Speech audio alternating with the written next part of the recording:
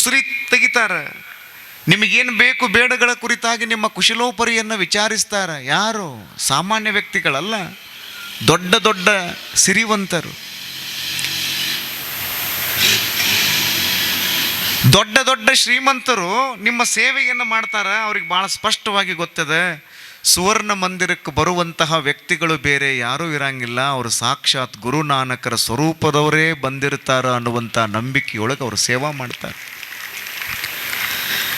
December 9ನೇ ತಾರೀಕಿನಿಂದ December 30ನೇ ತಾರೀಕಿನವರೆಗೆ ಹಾವೇರಿಯ ಹುಕ್ಕೇರಿ ಮಠಕ್ಕೆ ಬರುವಂತಹ ಸುತ್ತಮುತ್ತಲಿನ ಭಕ್ತರು ಏನದಾರಲ್ಲ, ಕಲ್ಲಪ್ಪ ಮಲ್ಲಪ್ಪ ಬರಂಗಿಲ್ಲ, ಸಾಕ್ಷಾತ್ ಶಿವಬಸವಾಜ್ಯನ ಸ್ವರೂಪಿಗಳೇ ಇಲ್ಲಿ ಬರ್ತಾರ ಅನ್ನುವಂಥ ನಂಬಿಕೆಯೊಳಗೆ ನೀವೆಲ್ಲ ಬರ್ತೀರಲ್ಲ, ಪ್ರಸಾದವನ್ನು ತೆಗೆದುಕೊಂಡು ಬರ್ತೀರಲ್ಲ. ಎಂಥ ಭಾಗ್ಯ ನೋಡ್ರಿ. ಗುರು ನಾನಕರ ಬಗ್ಗೆ ಒಂದು ಮಾತನ್ನು ಭಾಳ ಸ್ಪಷ್ಟವಾಗಿ ನಾವು ತಲೆಯೊಳಗೆ ಇಟ್ಕೊಳ್ಬೇಕು. ಅವರಷ್ಟು ಈ ಭಾರತವನ್ನು ಅಡ್ಡಾಡಿದವರು ಬೇರೆ ಯಾರೂ ಇಲ್ಲ. ನಿರಂತರ ಸಂಚಾರಿಗಳಾಗಿ ಪಾದಯಾತ್ರೆಯನ್ನು ಮಾಡ್ತಾ ಮಾಡ್ತಾ ಎಲ್ಲೆಲ್ಲಿ ಕತ್ತಲೈತಲ್ಲ ಅದನ್ನೆಲ್ಲ ಹೋಗಲಾಡಿಸುವಂತಹ ಒಂದು ಪ್ರಾಮಾಣಿಕ ಪ್ರಯತ್ನವನ್ನು ಗುರುನಾನಕರು ಮಾಡ್ತಾರೆ. ಗುರುನಾನಕರು ಒಂದು ಮನೆ ಮುಂದೆ ಬಂದು ನಿಂತ್ಕೊಂಡ್ರು, ಭವತಿ ಭಿಕ್ಷಾಂದೇಹಿ ಅಂತ. ಆ ಮನೆ ಮುಂದೆ ಅವ್ರು ಯಾಕೆ ಬಂದಿದ್ರು ಅಂದ್ರೆ, ಆ ಮನೆ ಮೇಲೆ ಒಬ್ಬ 12 ಜೆಂಡ ಹಾರಾಡಿಸಿದ್ರಿ. ಅವ ಎಷ್ಟು ಜೆಂಡ ರೀ? 12 ಜೆಂಡ ಧ್ವಜ ಹಾರಾಡ್ಸಕತ್ತಿದ್ದ. ಭಿಕ್ಷಾಂದೇಹಿ ಅಂತ ಬಂದ್ರಲ್ಲ, ಯಾರೋ ಒಳಗಡೆ ಇರುವಂತಹ ಒಂದು ಸಣ್ಣ ಮಗು ಬಂತು. ನೋಡಿದರು, ನಿಮ್ಮ ತಂದೆ ತಾಯಿ ಎಲ್ಲಿ? ಒಳಗಡೆ ಇದ್ದಾರೆ ಗುರೂಜಿ, ಕರಿ ಅವರನ್ನು. ಶ್ರೀಮಂತ ಬಂದ, ನೋಡಿದ, ಅವನ ಕಣ್ಣುಗಳನ್ನು ಅವ ನಂಬಕ್ಕಾಗಲಿಲ್ಲ. ಸಾಕ್ಷಾತ್ ಪುಣ್ಯದ ಪುತ್ಥಳಿಯಾಗಿರುವಂಥ ಗುರುನಾನಕರು ಮುಂದೆ ಬಂದು ನಿಂತ್ಕೊಂಡಾರ. ಅಪ್ಪ ಅವರ ಒಳಗೆ ಬರ್ರಿ, ಒಳಗೆ ಪಾದ ಇಡ್ರಿ. ಒಳಗೆ ಬಂದರು ಅವರು. ಕುತ್ಕೊಳ್ರಿ. ಕುತ್ಕೊಲಿಲ್ಲ ಅವರು. ಏನು ತೊಗೊಳ್ತೀರಿ? ನಾ ಏನೂ ತೊಗೊಳಂಗಿಲ್ಲ ಅಂದರು. ಅಪ್ಪ ಅವ್ರು ಆಶೀರ್ವಾದ ಮಾಡ್ರಿ, ಏನು ಮಾಡಬೇಕಾಗ್ಯದ ಹೇಳ್ರಿ, ನಾ ಏನು ಸೇವಾ ಮಾಡ್ಬೇಕು ಹೇಳ್ರಿ ಅಂದರು. ಏನು ಸೇವಾ ಇಲ್ಲಪ್ಪ, ನಿನ್ನ ಮನೆ ಮೇಲೆ 12 ಜೇಂಡಾ ಹಾರಾಡ್ಸಕತ್ತೀಯಲ್ಲ, 12 ಧ್ವಜಗಳನ್ನು ಹಾರಾಡ್ಸಕತ್ತೀಯಲ್ಲ, ಅದು ಯಾವುದರ ಸಂಕೇತ ಕೇಳಕ್ಕೆ ಬಂದಿನ ನಾನಂದ್ರು ಅವ್ರು. ಅವ ಸ್ವಲ್ಪ ಕಾಲರ್ ಟೈಟ್ ಮಾಡ್ಕೊಂಡ್ರಿ ಅವ ಶ್ರೀಮಂತ. ಅಪ್ಪ ಅವರ ಭಾಳ ಚಲೋ ಪ್ರಶ್ನೆ ಕೇಳಿದ್ರಿ. ದೊಡ್ಡ ದೊಡ್ಡ ಧಾರ್ಮಿಕ ಕೇಂದ್ರಗಳದಾವಂದ್ರೆ ಒಂದೇ ಜೆಂಡಾ ಹಾರಾಡ್ತಿರ್ತೈತಿ, ನೀವು 12 ಜೆಂಡಾ ಯಾಕೆ ಹಾರಾಡ್ಸಕತ್ತಿ ಅಂತ ಕೇಳಾಕತ್ತೀರಿ. ನನ್ನ ಮನೆ ಮೇಲೆ 1ನೇ ಜೆಂಡಾ ಹಾರಾಡುವಾಗ ನನ್ನ ಹತ್ರ 1 ಕೋಟಿ ರೂಪಾಯಿ ರೊಕ್ಕಿತ್ತು. 5 ಜೆಂಡಾ ಹಾರಾಡುವಾಗ 5 ಕೋಟಿ ರೂಪಾಯಿ ರೊಕ್ಕಿತ್ತು. ಈಗ 12 ಜೆಂಡಾ ಹಾರಾಡ್ಸಕತ್ತೀನಂದ್ರೆ ಇದರ ಅರ್ಥ ಏನಂದ್ರೆ ನನ್ನ ಮನೆಯೊಳಗೆ 12 ಕೋಟಿ ರೂಪಾಯಿ ಅದಾವ ಅನ್ನೋದು ಇಡೀ ಜಗತ್ತಿಗೆ ಗೊತ್ತಾಗಲಿ ಅಂತೇಳಿ 12 ಕೋಟಿ ರೂಪಾಯಿ ಗೊತ್ತಾಗಲಿ ಜಗತ್ತಿಗೆ. ನೀವು ಮಜಾ ಇದ್ದೀರ ಮತ್ತು ಇದಕ್ಕೂ ಚಪ್ಪಾಳಿ ತಟ್ಟೆ ಬಿಟ್ರಿ. 12 ಕೋಟಿ ಭಾಳ ಖುಷಿ ಆತಪ್ಪ ಅಂದ್ರೆ ಅವ್ರು. ನಾ ಬರಲಿ ಅಂದ್ರೆ ಅಪ್ಪ ಏನಾರು ತೊಗೊಳ್ಬೇಕ್ರಿ, ಆಗಂಗಿಲ್ಲ ಅಂದರು. ಬಂದ ಬಿಟ್ರು ಹೊರಗೆ. ಯಾವಾಗ 12 ಕೋಟಿ ರೂಪಾಯಿ ರೊಕ್ಕದ ಮಾತಾಡಕತ್ತಲ್ಲ ಹೊರಗೆ ಬಂದ ಬಿಟ್ರು ಅವ್ರು. ನೀವು ಮಹಾತ್ಮರ ಮುಂದೆ ದುಡ್ಡಿನ ಮಾತುಗಳನ್ನು ಆಡಬಾರ್ದು. ನೀವು ಮಹಾತ್ಮರ ಮುಂದೆ ಬೆಳ್ಳಿ ಬಂಗಾರದ ಮಾತುಗಳನ್ನು ಆಡಬಾರ್ದು. ನೀವು ಸಂತರ ಮುಂದೆ ನಿಮ್ಮ ಸಿರಿವಂತಿಕೆಯ ಮಾತುಗಳನ್ನು ದಯವಿಟ್ಟು ಆಡಬಾರ್ದು. ಅವ್ರ ಹತ್ರ ಬಂದಾಗ, ಅಪ್ಪ ನಂದು ಏನೂ ಇಲ್ಲರಿ, ಎಲ್ಲ ನಿಮ್ಮದ ಐತಿ ಅಂತ ತಿಳ್ಕೊಂಡು ವಿನೀತ ಭಾವದಿಂದ ಅವ್ರಿಗೆ ಬಂದು ನೀವು ಶರಣಾಗತರಾಗ್ರಿ. ಮಹಾತ್ಮರು ನಿಮ್ಮೆಲ್ಲ ಕಷ್ಟ ಕೋಟಲೆಗಳನ್ನು ಎಲ್ಲ ಕಿತ್ತು ಒಗಿತಾರ, ನಿಮಗೆ ಆಶೀರ್ವಾದ ಮಾಡ್ತಾರೆ. ಇದನ್ನು ನಾವು ಭಾಳ ಲಕ್ಷ್ಯ ಕೊಟ್ಟು ತಿಳಿಯೊಳಗೆ ಇಟ್ಕೋಬೇಕು. ಹೊರಗೆ ಬಂದುಬಿಟ್ರಿ ಅವರು. ಬರ್ತಾನೆ ಕೂತು ಬಂದ ಬಿಟ್ರು ಹೊರಗೆ. ಸ್ವಲ್ಪ ಮುಂದಕ್ಕೆ ಬಂದಿದ್ರು, ಹಿಂತಿರುಗಿ ನೋಡಿದ್ರು, ಅವ್ನು ಕೈ ಮುಕ್ಕೊಂಡು ನಿಂತಿದ್ದ. ಬಾ ಇಲ್ಲ ಅಂತ ಕರೆದ್ರು, ಓಡೋಡಿ ಬಂದ. ಏನು ಮಾಡ್ಬೇಕು ಹೇಳ್ರಿ ಅಪ್ಪ ಅವ್ರ ಅಂದ. ನನ್ನೊಂದು ಕೋರಿಕೆ ಇದೆ, ನೆರವೇರಿಸ್ತೀನಪ್ಪ ಅಂದ. ಡೆಫಿನೆಟ್ಲಿ ರೀ. ತಮ್ಮ ಜೋಳಿಗೆ ಒಳಗಿಂದ 1 ರೂಪಾಯಿ ಕಿಮ್ಮತ್ತಿನ ಸೂಜಿ ತೆಗೆದು ಅವನು ಕೈಯಾಗಿ ಕೊಟ್ರಂತ. ಇನ್ನೊಂದು ಕೆಲವೇ ದಿನಗಳಲ್ಲಿ ನಾನು ಈ ದೇಹವನ್ನು ಬಿಡ್ತೀನಿ, ನಾನು ಸತ್ತಿರುವಂಥ ಸುದ್ದಿ ನಿನಗೆ ಗೊತ್ತಾಗ್ತದೆ. ಈ 1 ರೂಪಾಯಿ ಕಿಮ್ಮತ್ತಿನ ಸೂಜಿಯನ್ನು ನನ್ನ ಗದ್ದಿಗೆಯೊಳಗಿಟ್ಟು ನೀನು ಸಮಾಧಿ ಮಾಡಬಹುದಾ ಅಂತ ಕೇಳಿದರು. ಕಣ್ಣಾಗ ನೀರು ಬಂದು ಅವನಿಗೆ. ಇಂಥ ದೊಡ್ಡ ಸೇವಾ ನನಗೆ ಕೊಟ್ರಲ್ರಿ ಅಪ್ಪಾರ, ತರ್ರಿ ಅಂತ ತಿಳ್ಕೊಂಡು ಆ 1 ರೂಪಾಯಿ ಕಿಮ್ಮತ್ತಿನ ಸೂಜಿ ಇಸ್ಕೊಂಡ. ಅವ್ರ ಜೋಳಿಗೆಯಾಗಿಂದ ಕೊಡುವುದನ್ನು ಆ ಶ್ರೀಮಂತನ ಹೆಂಡತಿ ನೋಡ್ತಿದ್ದಳು. ಮನೆಗೆ ಬಂದ ತಕ್ಷಣ ಕೇಳೇ ಬಿಟ್ಲು, ಏನು ಕೊಟ್ರಪ್ಪ ಅವರು? 1 ರೂಪಾಯಿ ಕಿಮ್ಮತ್ತಿನ ಸೂಜಿ ಕೊಟ್ಟಾರ. ಏನು ಮಾಡ್ಬೇಕಂತ ದೇಹವನ್ನು ಬಿಟ್ಟಿರುವಂಥ ಸುದ್ದಿ ಗೊತ್ತಾದ ತಕ್ಷಣ ಈ 1 ರೂಪಾಯಿ ಕಿಮ್ಮತ್ತಿನ ಆ ಸೂಜಿಯನ್ನು ಗದ್ದಿಗೆಯೊಳಗಿಟ್ಟು ಸಮಾಧಿ ಕಟ್ಟಂದಾರ. ಆಕೆ ನಗಾಕತ್ತೇಳ್ರಿ. ಎಲ್ಲಿಟ್ಟಿರಿ ಬುದ್ಧಿ ಅನ್ಲಿಕ್ಕೆ. ನೀವರಿ ಎಲ್ಲಿಟ್ಟಿರಿ? ಎಲ್ಲ ಕಡೆ ಪ್ರವಚನ ಹೇಳ್ಕೋತ ಅಡ್ಡಾಡ್ತಾರಲ್ಲ, ಆ ಸ್ವಾಮಿಗಳು ಎಲ್ಲಿಟ್ಟಾರ ಬುದ್ಧಿ ಅನ್ಲಿಕ್ಕೆ? ಹೆಣ್ಮಗಳು ಶಾನೆ ಭಾಳ ಇದ್ದಳ್ರಿ. ಯಾಕೆ ಹಿಂಗ್ಯಾಕಂತಿ ಅಂತ ಅವ ಗಂಡ ಕೇಳಿದ. ಯಾಕೆ ಹಿಂಗಂತಿ ಅಂದ್ರೆ, ಸತ್ತ ಮೇಲೆ ₹1 ಕಿಮ್ಮತ್ತಿನ ಸೂಜಿಯನ್ನು ಇಟ್ಟು ಗದ್ದಿಗೆ ಕಟ್ಟಂತ ತಿಳ್ಕೊಂಡು ಹೇಳ್ತಾರಲ್ಲ, ಮ್ಯಾಲೆ ಹೋಗುವಾಗೇನು ₹1 ಕಿಮ್ಮತ್ತಿನ ಸೂಜಿ ಒಯ್ಯವ್ರದಾರಣ್ಣ ಸ್ವಾಮಿಗಳವರು. ಇಸ್ಕೊಂಡು ಬಂದಿರಲ್ಲ, ನೀವೆಲ್ಲಿಟ್ಟಿರಿ ಬುದ್ಧಿ ಅನ್ಲಿಕ್ಕೆ? ನನಗೆ ಗೊತ್ತಾಗಲಿಲ್ಲ ಬಿಡೋದು. ನಾವು ಹೋಗಿ ಕೊಟ್ಟು ಬರ್ರಿ ಅಂದ್ಲು. ಸ್ವಾಮಿಗಳು ನಿಂದ್ರಿ ಅಂತ ಹೊಡ್ಕೋತ ಬಂದ. ಯಾಕೆ ಗೊತ್ತಮ್ಮ ಅಂದ್ರೆ ಅವರು, ಏನಿಲ್ಲರಿ ಅಪ್ಪ ಅವ್ರ, ಎಲ್ಲ ಕಡೆ ನೀವು ಪ್ರವಚನ ಹೇಳ್ತೀರಿ, ಯಾವುದೂ ನಮ್ಮ ಜೊತೆಗೆ ಬರಂಗಿಲ್ಲ ಅಂತ ಹೇಳ್ತೀರಿ, ಸತ್ತ ಮೇಲೆ ಈ ₹1 ಕಿಮ್ಮತ್ತಿನ ಸೂಜಿ ಇಟ್ಟು ಗದ್ದಿಗೆ ಕಟ್ಟು ಅಂತ ತಿಳ್ಕೊಂಡು ಹೇಳ್ತೀರಲ್ಲ, ಹೋಗುವಾಗೇನು ₹1 ಕಿಮ್ಮತ್ತಿನ ಸೂಜಿ ಒಯ್ಯೋರಿದ್ದೀರಾ ನೀವು? ಗುರು ನಾನಕರು ನಕ್ಕೆ ಹೇಳಿದ್ರಂತೆ, ಕೇವಲ ₹1 ಕಿಮ್ಮತ್ತಿನ ಸೂಜಿಯನ್ನು ನಾನು ಒಯ್ಯಂಗಿಲ್ಲ ಅಂದಮೇಲೆ ಮನೆ ಮೇಲೆ 12 ಜೆಂಡಾ ಹರಡ್ಸಕತ್ತಿ, 12 ಕೋಟಿ ರೂಪಾಯಿ ನೀ ಮ್ಯಾಲೆ ಒಯ್ಯೋದು ಏನಪ್ಪ?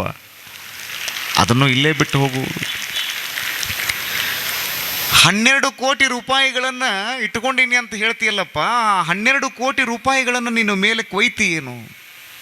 ಇಲ್ಲ ಒಯ್ಯು. ಇದನ್ನು ಬರೆದವರು ಮೋಳಿಗೆಯ ಮಾರಯ್ಯನವರು. ಕಾಶ್ಮೀರದ ಮಾಂಡವ್ಯಪುರದ ರಾಜನಾಗಿರುವಂತಹ ಮಹಾದೇವ ಭೂಪಾಲ ಕಲ್ಯಾಣಕ್ಕೆ ಬಂದು ಕಟ್ಟಿಗೆಯನ್ನು ಕಡಿಯುವಂತಹ ಕಾಯಕವನ್ನು ಮಾಡ್ತಾ ಇದ್ರು. ದೊಡ್ಡ ಸಾಮ್ರಾಜ್ಯದ ಅಧಿಪತಿಯಾಗಿರುವಂತಹ ಮಹಾದೇವ ಭೂಪಾಲ ಎಲ್ಲ ಬಿಟ್ಟು ಕಲ್ಯಾಣಕ್ಕೆ ಬಂದ. ಎಷ್ಟು ಚಂದ ಬಂದ ನೋಡ್ರಿ, ಎಷ್ಟು ಚಂದ ಹೇಳ್ಯಾರ ಅವರು. ಆನೆ ಕುದುರೆ ಭಂಡಾರವಿದ್ದಡೇನು, ತಾನುಂಬುವುದು ಪಡಿಯಕ್ಕೆ, ಮಲಗುವುದರ್ಧ ಮಂಚ, ಒಂದಾವಿನ ಹಾಲು, ಈ ಸಿರಿಯ ನೆಚ್ಚಿ ಕೆಡಬೇಡ. ಭಾಳ ಚಂದ ಹೇಳ್ತಾರೆ, ಸಿರಿಯ ನೆಚ್ಚಿ ಕೆಡಬೇಡ. ಆನೆ ಕುದುರೆ ಬಂಡಿ ಭಂಡಾರ ಬೆಳ್ಳಿ ಕನಕ ರತ್ನ ವಜ್ರ ವೈಡೂರ್ಯ ಇವೆಲ್ಲ ಇದ್ರೆ ಏನದ, ಇವು ಯಾವುದನ್ನು ನೆಚ್ಚಿ ಕೆಡಬೇಡ. ಸಿರಿ ಅನ್ನೋದು ಏನೈತಲ್ಲ, ಬಸವಣ್ಣವ್ರಂತಾರ, ಸಿರಿ ಎಂಬುವುದೊಂದು ಸಂತೆಯ ಮಂದಿ ಕಂಡಯ್ಯ. ಸಿರಿ ಅನ್ನುವುದು ಸಂತೆಯ ಮಂದಿ. ಸಾಯಂಕಾಲ 4 ಗಂಟೆಗೆ ಸೇರ್ತಾರ, 7 ಗಂಟೆಗೆ ಹೋಗಿಬಿಡ್ತಾರೆ. ಸಿರಿ ಅನ್ನುವುದು ಯಾವಾಗ ಬರ್ತದೆ ಯಾವಾಗ ಹೋಗ್ತದೆ ಗೊತ್ತಾಗಂಗಿಲ್ಲ. ಇದನ್ನು ನೆಚ್ಚಿ ಕೆಡಬಾರ್ದು. ಮುಂದೆ ಎಷ್ಟು ಚಂದ ಹೇಳ್ತಾರೆ ನೋಡ್ರಿ ಅವರು, ನಿನ್ನ ಹತ್ರ ಇರುವಂತಹ ಒಡವೆಗಳು ಏನದಾವಲ್ಲ ಏನೇನೋ ಆಗಿಬಿಡ್ತಾವ. ಪ್ರಾಣ ವಾಯುವಿನ ಸಂಘ ಆಗ್ತದೆ. ಉಸಿರನ್ನು ತೆಗೆದುಕೊಂಡು ಉಸಿರನ್ನು ಬಿಟ್ರಿ ಅಂದರೆ ಮುಗಿದು ಹೋಯ್ತು ಜೀವನ. ಅದು ವಾಯುವಿನ ಸಂಘ. ಅದು ಕೈ ಹಿಡಿದ ಮಡದಿ ಪರರ ಸಂಘ. ನೀನು ಹೋಗುವಾಗ ನಿನ್ನ ಜೊತೆಗೆ ಬರಲ್ಲ ಆಕೆ, ಅವನು ಬರಲ್ಲ, ಯಾರೂ ಬರಲ್ಲ. ಸಾವಿಂಗೆ ಸಂಗಡವಾರು, who will cry when you die. ಯಾರು ಹೇಳ್ತಾರಪ್ಪ ನೀನು ಸತ್ರೆ? ಯಾರೂ ಒಳಂಗಿಲ್ಲ. ಬರೆದಿಟ್ಟುಕೊಡ್ರಿ ನೀವು. ಮೊನ್ನೆ ಹೇಳಿದ್ನಲ್ಲ, ಯಾರೂ ಒಳಂಗಿಲ್ಲ. ಯಾರು ಹೇಳ್ತಾರ ನೀನು ಸತ್ತರೆ ಅಳುವವರು ಯಾರು? ಸಾವಿಂಗೆ ಸಂಗಡವಾರು. ನಿಮಗೆ ಸಾವು ಯಾವಾಗ ಬರ್ತೈತೆ ಅನ್ನೋದು ನಿಮಗೆ ಯಾರಿಗೂ ಗೊತ್ತಿಲ್ಲ. ಮಹಾತ್ಮರನ್ನು ಬಿಟ್ಟರೆ ಯಾರಿಗೂ ಗೊತ್ತಿಲ್ಲ. ಬರೆದಿಟ್ಕೊಳ್ಳಿ. ಯೋಗಾನಂದ ಪರಮಹಂಸರು ಅಂತ ಒಬ್ಬ ಸ್ವಾಮಿಗಳಿದ್ದರು ಭಾರತದೊಳಗೆ.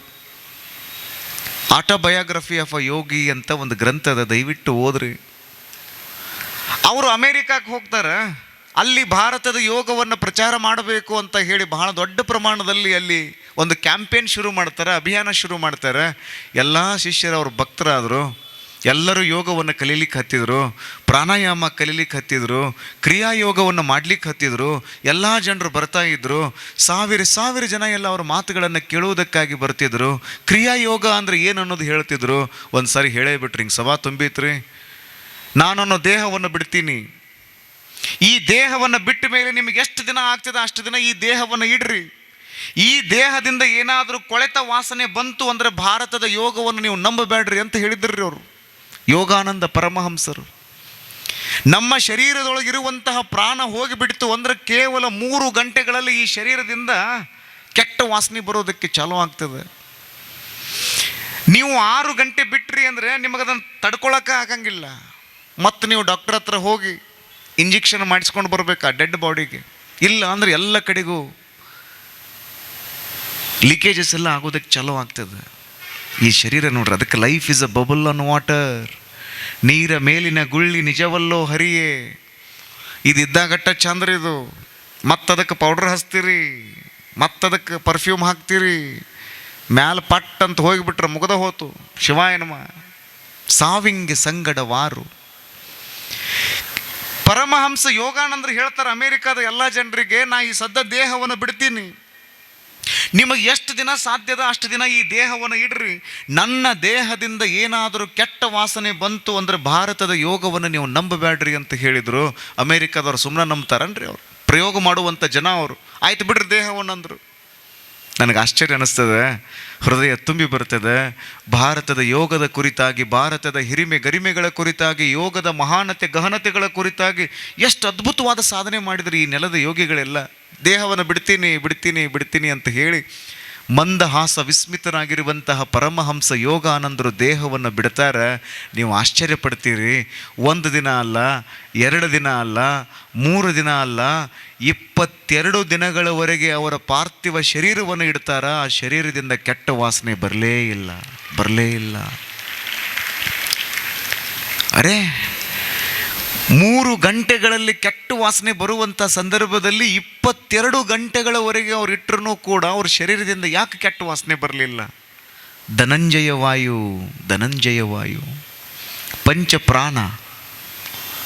ಧನಂಜಯ ಅನ್ನುವಂಥದ್ದು ಒಂದು ವಾಯು ಇರ್ತದೆ. ಅದು ಎಲ್ಲಿವರೆಗೂ ದೇಹದೊಳಗಿರ್ತದೆ, ಅದನ್ನು ಹಿಡಿದಿಟ್ಟುಕೊಳ್ಳುವಂಥ ಶಕ್ತಿ ಯೋಗಿಗಳಿಗಿರ್ತದೆ. ಅದನ್ನು ಹಿಡಿದಿಟ್ಟುಕೊಂಡಿದ್ದರು. 22 ದಿನ ಆದ್ರೂ ಕೂಡ ಅವ್ರ ಮುಖದ ಮೇಲಿನ ಮಂದಹಾಸ ಕರಗಿರಲಿಲ್ಲ. 22 ದಿನ ಆದ್ರೂ ಕೂಡ ಅವ್ರ ಮುಖದ ಮೇಲಿನ ಆ ಒಂದು ಪ್ರಸನ್ನತೆ ಕರಗಿರಲಿಲ್ಲ. ಅವಾಗ ಅಮೇರಿಕಾದವ್ರಿಗೆ ಹುಚ್ಚಿಡಿತು ನೋಡ್ರಿ ಭಾರತದ ಯೋಗವನ್ನು ಅಂತೇಳಿ ಈ ಕಡೆ ಬರಾಕತ್ರು. ನಮ್ಮ ಮಂದಿ ಪಾಪ್ ಸಾಂಗ್, ಪಾಪ್ ಡಾನ್ಸ್, ಜಿಮ್ಮಿಗೆ ಹೋಗಿ ಎದೆ ಉಬ್ಬಿಸ್ಕೊಂಡು ಹೆಂಗೆ ಅಡ್ಡಾಡ್ತಿರ್ತಾರೆ ನೋಡ್ಬೇಕ್ರಿ ನೀವು. ಆ ಕಡೆ ಮಂದೆಲ್ಲ ಯೋಗ ಕಲಿಯಕ್ಕೆ ಈ ಕಡೆ ಬರಾಕತ್ರು. ಈ ಕಡೆ ಮಂದೆಲ್ಲ United States of America, pop song, rock song, come on champ. ನೋಡಿರಿ ಹೆಂಗೆ ಮಾತಾಡ್ತಾರೆ ಎಲ್ಲ. ಇದನ್ನೆಲ್ಲ ಮಾಡಾಕತ್ರು. ಅವ್ರು ಭರತನಾಟ್ಯ ಕಲಿಯಕ್ಕೆ ಅವ್ರು ಈ ಕಡೆ ಬರಾಕತ್ತಾರ. ಇವು ಡಿಸ್ಕೋ ಡ್ಯಾನ್ಸ್ ಮಾಡೋ ಸಲ ಇವು ಆ ಕಡೆ ಹೊಂಟಾವ. ರೋಡ್ ಹಚ್ಚಿ ಕಡೆ ಚಾದ ಅಂಗಡಿ, ರೋಡ್ ಹಚ್ಚಿ ಕಡೆ ಗುಳಿಗೆ ಅಂಗಡಿ. ಅವ್ನು ತಲೆನೋವು ಯಾಕೈತೆ ಅಂದ್ರೆ ಚಾದ ಅಂಗಡಿಗೆ ಹೋಗ್ತಿದ್ದ, ಚಾದ ಅಂಗಡಿ ಅವ್ನು ತಲೆನೋವು ಯಾಕೈತಾರೆ ಗುಳಿಗೆ ಅಂಗಡಿಗೆ ಬರ್ತಿದ್ದ. ಅವ್ರಿಬ್ಬರಿಗೆ ಗೊತ್ತೇ ಇಲ್ಲ ತಲೆನೋವಿಗೆ ಔಷಧಿನ ಮಾತ್ರ ಐತಂತ ಗೊತ್ತೇ ಇಲ್ಲ. ನಮಗೆ ಯಾರಿಗೂ ಗೊತ್ತೇ ಇಲ್ಲ. ಈ ಭಾರತದ ಭವ್ಯ ವ್ಯವಸ್ಥೆ ನಮಗೆ ಗೊತ್ತೇ ಇಲ್ಲ. 1930 ಸಂದರ್ಭದಲ್ಲಿ ಶಿವಯೋಗ ಮಂದಿರದ ಪುಣ್ಯ ಪರಿಸರದಲ್ಲಿ ನಮ್ಮೆಲ್ಲರ ಪರಮಾರಾಧ್ಯ ಗುರುಗಳಾಗಿರುವಂತಹ ಹಾನಗಲ್ಲ ಗುರು ಕುಮಾರ ಶಿವಯೋಗಿಗಳವರು ಲಿಂಗದೊಳಗೆ ಲೀನ ಆಗ್ತಾರೆ. ಅವರ ಸಮಾಧಿಯನ್ನು ಮಾಡಬೇಕು ಅಂತ ಹೇಳಿ ಎಲ್ಲ ಪರಮ ಪೂಜ್ಯರು ಹಾವೇರಿಯ ಶಿವಬಸವ ಮಹಾಸ್ವಾಮಿಗಳವರು ಸಮಾಧಿಯನ್ನು ಮಾಡುವಂತಹ ಕೈಂಕರ್ಯವನ್ನು ಮಾಡುವಂಥ ಸಂದರ್ಭದಲ್ಲಿ, ಸಮಾಧಿಯನ್ನು ಅಗಿಯುವಂಥ ಸಂದರ್ಭದಲ್ಲಿ ದೊಡ್ಡದಾದ ಬಂಡೆಗಲ್ಲು ಹತ್ತದ. ಗುರುಗಳ ಪಾರ್ಥಿವ ಶರೀರವನ್ನು ಹಂಗೆ ಇಟ್ಟಿದ್ರು. 1 ದಿನ ಅಲ್ಲ, 2 ದಿನ ಅಲ್ಲ, 3 ದಿನಗಳವರೆಗೆ ಅವರ ಪಾರ್ಥಿವ ಶರೀರವನ್ನು ಇಟ್ಟರೆ ಹಾನಗಲ್ಲ ಗುರು ಕುಮಾರ ಶಿವಯೋಗಿಗಳವರ ಪಾರ್ಥಿವ ಶರೀರದಿಂದ ಒಂದಿಷ್ಟು ಕೆಟ್ಟ ವಾಸನೆ ಬಂದಿರಲಿಲ್ಲ ಅಂದರೆ ಆ ಯೋಗಿಕ ತಾಕತ್ತೆಷ್ಟು ದೊಡ್ಡದಿರಬೇಕು, ನಾವು ವಿಚಾರ ಮಾಡಬೇಕಲ್ಲ. ಯೋಗ ನಾವು ಕಲಿಬೇಕು. ನಾವು ಯಾವಾಗ ಸಾಹಿತ್ಯ ಅನ್ನೋದು ನಮಗೆ ಗೊತ್ತಾಗಬೇಕು. ಯೋಗದೊಳಗೆ ಅಂಥದ್ದೊಂದು ಅದೇ. ನೀವು ಶಿವಬಸವ ಮಹಾಸ್ವಾಮಿಗಳವರ ಜೀವನ ದರ್ಶನದ ಪುಸ್ತಕವನ್ನು ಓದ್ರಿ. ಅವರು ಕೂಡ ಹೇಳಿದರು, ಸಿಂದಗಿಯ ಶಾಂತವೀರ ಪಟ್ಟಾಧ್ಯಕ್ಷರನ್ನು ತಮ್ಮ ಜೊತೆ ಕರ್ಕೊಂಡಿದ್ರು. ಅಪ್ಪ, ಯಾಕಪ್ಪ ಈ ದೇಹವನ್ನು ಇಷ್ಟೊಂದು ನೀನು ಕುಶಲೋಪರಿ ಮಾಡ್ತಿ? ಒಂದಲ್ಲ ಒಂದಿನ ಇದು ಹೋಗುವುದದ, ಯಾಕೆ ಇಷ್ಟೊಂದು ತ್ರಾಸ ತಗೋತಿ? ಹೋಗ್ತದೆ, ಇದು ಒಂದಿನ ಹೋಗ್ತದೆ. ಎಂತಹ ದೊಡ್ಡ ದೊಡ್ಡ ವ್ಯಕ್ತಿಗಳಾದ್ರೂ ಒಂದಿನ ನಮಗೆ ಹಲಿಗೆ ಹಚ್ಚತ್ತಾರ, ಒಂದಿನ ನಮ್ಮನ್ನು ಹೊತ್ಕೊಂಡು ಹೋಗತ್ತಾರ. ಚಲೋ ಮಾಡಿದ್ರಿ ಅಂದ್ರೆ ನೆನೆಸ್ಕೊಂತ ಹೋಗ್ತಾರೆ, ಕೆಟ್ಟ ಮಾಡಿದ್ರಿ ಅಂದ್ರೆ ಬೈಕೊಂತ ಹೋಗ್ತಾರೆ. ನೀವು ಮಂದಿ ಬಾಯಾಗಿರ್ತಿರೋ ಏನು ಮಂದಿ ಹಲ್ಲಾಗಿರ್ತಿರೋ ನಿಮ್ಮ ಕೈಯಾಗಿ ಬಿಟ್ಟಿದ್ದದು. ಮಂದಿ ಬಾಯಾಗಿದ್ರಿ ಅಂದರೆ ಚಲೋ ಮಾಡಿ ಹೋಗಿರಿ ಅಂದಂಗೆ. ಹೋಗ್ಬೇಕಾಗಿತ್ತು ರೀ, ಹುಳ ಅದು ಎಂದೋ ಸಾಯಬೇಕಾಗಿತ್ತದು, ಇಂದು ಸತ್ತೈತೆ ಅಂತ ತಿಳ್ಕೊಂಡು ಅಂದ್ರೆ ಮಂದಿ ಹಲ್ಲಾಗಿದ್ದಂಗೆ. ಕಬೀರದಾಸರು ಸತ್ತಿದ್ರು. ಕಬೀರದಾಸರು ದೇಹವನ್ನು ಬಿಟ್ಟಿದ್ರು. ಬರ್ರಿ ಉತ್ತಮ ನಾನು ಒಯ್ಯಾಕೆ ಬರ್ರಿ ಅಂದರು. ಆ ದೇಹ ಬಿಟ್ಟರೆ ರಾಮನಾಮ ಸತ್ಯ ಹೈ, ರಾಮನಾಮ ಸತ್ಯ ಹೈ ಅಂತ ಹಿಂದೂಗಳೆಲ್ಲ ಬಂದರು. ಮುಸ್ಲಿಮರೆಲ್ಲ ತಲೆಗೆ ಒಂದು ಬಿಳಿ ಅರಿವಿ ಕಟ್ಕೊಂಡು ಅವರು ಬಂದರು. ಅವ್ರ ಪಾರ್ಥಿವ ಶರೀರವನ್ನು ಹೊತ್ಕೊಂಡು ಹೊಂಟಿದ್ರು. ಹಿಂಗೆ ಹೋಗೋದಕ್ಕೆ ಹಂಗೆ ಒಬ್ಬ ಹೆಣ್ಮಗಳು ತನ್ನ ಮಗಳನ್ನ ಗಂಡನ ಮನೆಗೆ ಕಳ್ಸಕ್ಕೆ ಕೈಯಾಗ ಒಂದು ಕೈ ಚೀಲ ಹಿಡ್ಕೊಂಡು ಹಾಕಿ ಬಂದಳು. ಯಾವಾಗ ಈ ಕಬೀರದಾಸರ ಪಾರ್ಥಿವ ಶರೀರವನ್ನು ನೋಡಿದ್ಲಲ್ಲ, ಒಂದ ಮಾತಂದ್ಲಕ್ಕೆ, ಸಾಧು ಇವತ್ತು ಸಾಯ್ಬೇಕ? ನನ್ನ ಮಗಳನ್ನ ಗಂಡನ ಮನೆಗೆ ಕಳಿಸೋದು ಸಹ ಸಾಯ್ಬೇಕಾ ಈ ಸಾಧು? ನಾಳೆ ಸತ್ರ ನಡೀತಿರ್ಲಿಲ್ಲ ಈ ಸಾಧು ಗಂದಳು. ಇಷ್ಟ ಅಂದಿದ್ದ ತಡ ರೀ, ಕಬೀರದಾಸರ ಪಾಟ್ನ ಎದ್ದು ಕೂತ್ರತ್ರ. ಅವ್ರ ಕತೆ ಹೋದ್ರಿ. ಹೊಡಿದವ್ರು ಹೊಡ್ರಿ, ಜೋಳು ಹೊಡೆದ ಬಿಡ್ರಿ, ಮುಗಿಸ ಬಿಡ್ರಿ ಅದ್ರ ಕತೆ. ಅದನ್ನು ಸತ್ತಿರುವಂತಹ ಕಬೀರ್ದಾಸರು ಪಟ್ನ ಎದ್ದು ಕೂತ್ರು. ನೀವು ಯಾರನ್ನಾರು ಹಿಂಗೆ ತೊಗೊಂಡು ಹೋಗೋವಂಗೆ ಸತ್ತಾಗ ಎದ್ದು ಕೂತ್ರು ಏನಾಕತ್ರಿ? ಮತ್ತೇನಾಕತ್ರಿ? ಯಾರನ್ನ ಹೊತ್ಕೊಂಡು ಹೋಗಿರ್ತಾರಲ್ಲ ಅವ್ರದ್ದು ಹಲಿಗೆ ಹಚ್ಚೋದಾಕತ್ತಿ, ಅವ್ರನ್ನ ಹೋಗಿ ಕುನ್ಯಾಗ ಇಟ್ಟು ಬರೋದಾಕತ್ತಿ. ಮೊನ್ನೆ TV 9ನ್ಯಾಗ ಒಂದು ಸುದ್ದಿ ಓದಿದ್ದು ನಾನು, ನಿಮ್ಗೆ ಗೊತ್ತದ ಹಾವೇರಿ ಜಿಲ್ಲಾದವ್ರಿಗೆ, ಯಾಕಂದ್ರೆ ನಿಮ್ಮ ಜಿಲ್ಲಾದಾಗ ಆಯ್ತದು. ಶಿಗ್ಗಾಮಿ KMC ಕರ್ಕೊಂಡು ಹೋಗಿದ್ರು, ತೀರ್ಕೊಂಡಾನಂತ ಡಾಕ್ಟ್ರಿಗೆ ಹೇಳಿದರು. ಆ್ಯಂಬುಲೆನ್ಸ್ದಾಗ ಹಾಕೊಂಡು ಬರಾಕತ್ತಿದ್ಲು ಹೆಣ್ಮಗಳು. ಅವ ದಿನ ದಾಬಾಕ್ಕೆ ಬಂದು ಊಟಕ್ಕೆ ಬರ್ತಿದ್ದಂತ. ನಾವು ದಿನಾಲು ಅವ ಹೆಂಡತಿ ಅಂದ್ಲು, ದಿನ ಬರ್ತಿದ್ರಲ್ರಿ ದಾಬಾ, ಆ ದಾಬಾ ಬತ್ ನೋಡ್ರಿ ಹೇಳ್ರಿ ಅಂದ್ಲು. ಪಾಟ್ನ ಎದ್ದು ಕೂತ್ರಿ ಅವ್ನು. ಕೇಳಿರೇನ್ರಿ ಸುದ್ದಿ ಇದನ್ನು? ನಾ TV ಯಾಗ ಓದಿದ್ದೆ ಇದನ್ನು, TV ಒಳಗೆ ನೋಡೀನಿ ಇದನ್ನು, ಪೇಪರ್ದಾಗ ಓದೀನಿ ಇದನ್ನು.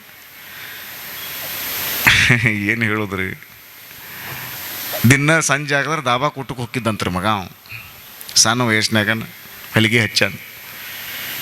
ಆ್ಯಂಬುಲೆನ್ಸ್ ಒಳಗೆ ತೆಗೆದುಕೊಂಡು ಬರುವಾಗ ದಿನ ಬರ್ತಿದ್ರಲ್ರಿ ದಾಬಾಕ್ಕೆ, ಆ ದಾಬಾ ಬತ್ ನೋಡ್ರಿ ಹೇಳ್ರಿ ಅಂದ್ರೆ ಸತ್ತಾಗ ಎದ್ದು ಕೂತಾನಂದ್ರೆ ವಿಚಾರ ಮಾಡ್ರಿ ನೀವು. ಆ ದಾಬಾದ ಬಗ್ಗೆ ಎಟ್ರ ತಿಳಿಯಾಗಿರ್ಬೇಕ್ರಿ ಅವಂಗೆ.